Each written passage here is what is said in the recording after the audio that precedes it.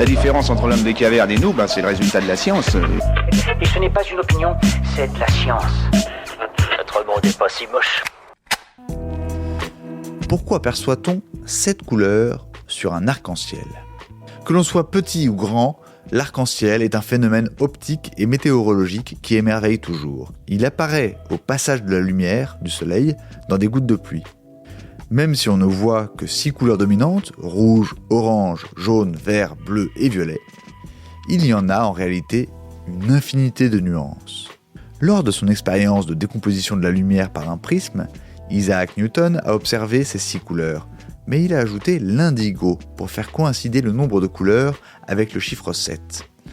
En effet, ce dernier a un statut particulier dans beaucoup de cultures, les 7 jours de la semaine, les 7 péchés capitaux. Depuis, l'arc-en-ciel a officiellement 7 couleurs. L'arc-en-ciel est un phénomène scientifique qui s'explique par la conjugaison de gouttelettes d'eau et de soleil. En effet, une pluie qui s'accompagne de soleil peu après est généralement suivie d'un arc-en-ciel. Comment ? En fait, lorsque les gouttelettes d'eau en suspension sont éclairées par les rayons UV du soleil, il y a apparition systématique de couleurs variées.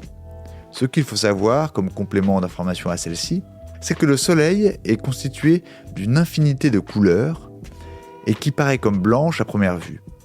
Et lorsqu'elle éclaire les gouttelettes d'eau, on y voit apparaître cet ensemble de couleurs. Mais pourquoi y a-t-il alors 7 couleurs dans l'arc-en-ciel ?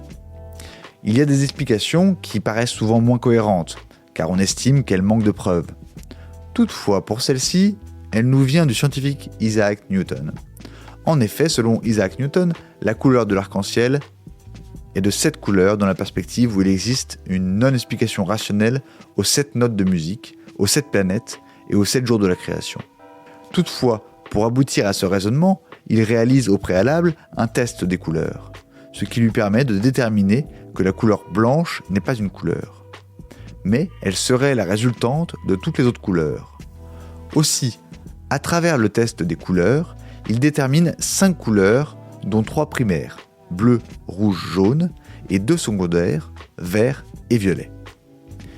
Grâce à cette révélation, Isaac Newton va rajouter l'indigo et l'orange en réalisant un prisme des couleurs. Il finit par déduire que l'arc-en-ciel possède 7 couleurs. Il n'y a pas de rose dans l'arc-en-ciel. Si les enfants en ajoutent souvent lorsqu'ils dessinent, en réalité, seules les couleurs du spectre solaire composent ce phénomène optique. Il est une combinaison de rouge et de bleu. Or, ces 2 teintes ne se côtoient pas sur le spectre. Elles se situent même à l'opposé l'une de l'autre. Il n'y a donc aucune graduation du rouge au bleu et pas de rose.